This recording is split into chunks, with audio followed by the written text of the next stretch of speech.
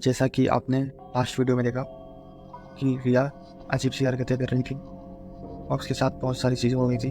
तो इस वीडियो में मैं आगे कंटिन्यू करता हूँ। तो उसकी मम्मी जब दूसरे रूम में शिफ्ट हुई फिर भी आवाज़ें आनी बंद नहीं हुई, काफ़ी दिन तक आवाज़ आती रही।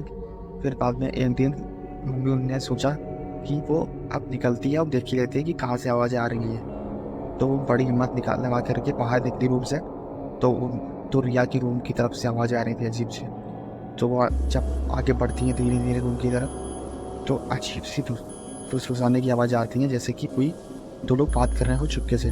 तो जब वो अंदर जाती हैं और गेट धीरे हल्का सा घूमती तो देखती है कि रिया ऊपर देख के पता नहीं किससे बात कर रही है, आसमान मतलब जैसे छत की तरफ देख करके पता नहीं किससे बात कर रही है। तो वो गेट खोलती है तो देखती है कि वहाँ कोई नहीं होता है। तो वो चल जाते हो, कहती है रिया को शायद कुछ हो गया है। तो बहुत तेज चिल्लाती है रिया, 2-3 बार चिल्लाती नहीं सुनती रही है। फिर बाद में बहुत तेज चिल्लाती है रिया, तो वो एकदम से ऐसा लग रहा है कि वो नींद से उठ गई है, ऐसा ऐसा रिएक्शन देती है और बोलती है कि क्या वो मम्मी या ऐसा। फिर बाद में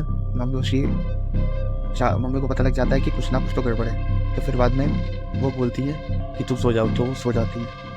फिर अगले दिन फिर उसके अगले दिन रिया की मम्मी को अर्जेंट काम से घर जाना होता है 2-3 दिन। तो फिर मम्मी चली जाती है। फिर बाद में रिया अकेली पड़ जाती है, जिससे ऑफिस डायरेक्ट वक्त लगती है। फिर एक दिन अब रिया स्टडी कर रही थी बिकॉज उसका एग्ज़ाम था, कुछ दिनों के बाद कॉम्पिटिटिव एग्ज़ाम होता है वो था उसका। तो 3:30 बजे तक पढ़ाई कर रही थी, देर रात तक। तो वो बैठी थी अपनी स्टडी टेबल पे पढ़ रही थी। फिर बाद में जो नाखून की स्क्रैच करने की आवाज़ आती है, तो उसे ऐसा लगता है कि शायद बाजू वाली फ्लैट से आ रही हो। पर बाजू वाला जैसे उसकी जो टेबल थी उसके सामने जो वॉल थी, उस वॉल के उधर जो फ्लैट था दूसरा वाला, ठीक है, तो वो फ्लैट खाली था। तो फिर रिकॉल करती कि वो तो फ्लैट खाली है, तो वहाँ पर तो कोई होगा नहीं। फिर बाद में वो सोचती है कि शायद मेरी जो कैट है वो ऐसा कर रही होगी, क्योंकि कैट यूजुअली यही सब करती हैं। तो उसको लगा कि शायद कैट कर रही हो, बट कैट तो उसके पड़ोस पे खेल रही थी वो नीचे, ठीक है। तो फिर उसे वही दिन याद आ जाता है जो उस दिन उसे लगा था। तो फिर बाद में वो उठती है और देखती है कि कहाँ से ये स्केच क्या हो रही। तो बाहर ये वॉल पे स्क्रेचेस बने थे। तो बहुत ही ज़्यादा डर जाती है, और वो कोई कैट ये नहीं थे, वो किसी इंसान के हाथों में थे अजीब से। तो बहुत डर जाती है और अजीब सी आवाज़ आने लगती है, जैसा कि कोई लड़का चीख चिल्ला रहा हो। फिर देखती है कि एक परछाई पर्दे के पीछे से जा रही होती है, और वो मतलब वो उसके रूह की तरफ जा रही होती है। तो थी कि शायद ये शायद भूत ही है। फिर वो अंदर जाती है तो देखती है वहाँ एक बंदा खड़ा होता है कबर्ड के साइड में, जिसकी आंखें बहुत बिल्कुल वाइट कलर की होती है पूरी।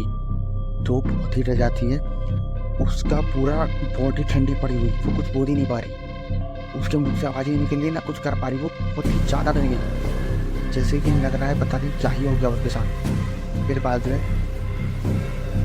भूत एकदम से उसके सामने आ जाता है।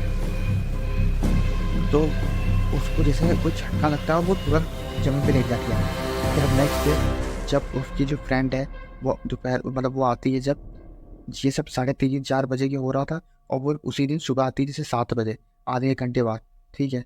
तो उसके पास ये चाबी रहती है, एक सेकंड चाबी रहती है उसी दोस्त के पास। तो वो खोलती है तो देखती है उसकी फ्रेंड तो नीचे पड़ी हुई है। तो उसे उठाती है और मम्मी को कॉल करती है उसकी, और मम्मी तुरंत उसकी आ जाती है। अभी कॉल किया जाता है तो डॉक्टर आते हैं, तो बोलते हैं इसे रेस्ट की ज़रूरत है।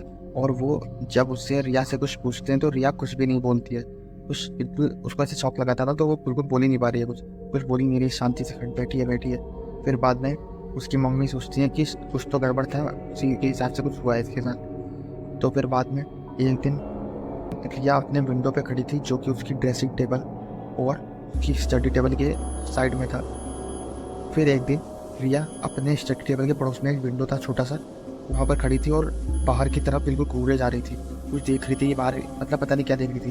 तो उसकी मम्मी ने बाहर देखा तो कुछ भी नहीं था। फिर बाद में वो रिया को जब मतलब उसको हिला करके उनसे पूछा रिया से उसकी मम्मी ने, तो उसकी मम्मी को घूर रही। तो फिर बाद में उसकी मम्मी डर गई, मम्मी ने पूछा कि अब ये फ्लैट हम लोग खाली कर देते हैं, इसमें बहुत कुछ गलत हो रहा है। और फिर बाद में कुछ दिनों के बाद उन्होंने फ्लैट खाली कर दिया। और जब वो फ्लैट खाली कर रहे थे तो उसके जो नेबर होते हैं, यानी जो वो लोग फर्स्ट फ्लोर पे रहते हैं और सेकंड फ्लोर वाले लोग जो होते हैं उन्हें मिलते हैं। तो वो बोलते हैं कि आप लोग अरे इतनी जल्दी क्यों कर रहे हो, आपने तो अभी शिफ्ट किया था कुछ महीने पहले।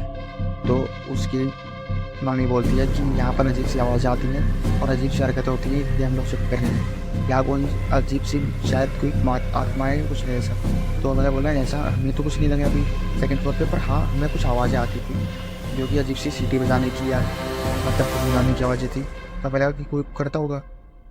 तो उन्होंने बोला हाँ इसीलिए हम लोग खाली कर रहे हैं, बहुत ख़राब जगह थी ये वाली। तो फिर बाद में वो लोग पीजी में शिफ्ट कर जाते हैं। फ्लैट खाली कर रहे होते हैं तो सेकंड फ्लोर वाले उनके नेबर उन्हें मिल जाते हैं। तो बोलते हैं कि आपने तो अभी शिफ्ट किया था यहाँ पर, आप इतनी जल्दी यहाँ से खाली क्यों कर रहे हो? तो बोलते हैं कि यहाँ पर अजीब सी आवाज़ आती है और अजीब सी आत्मा जैसा कुछ लगता है, इसलिए हम लोग खाली कर रहे हैं।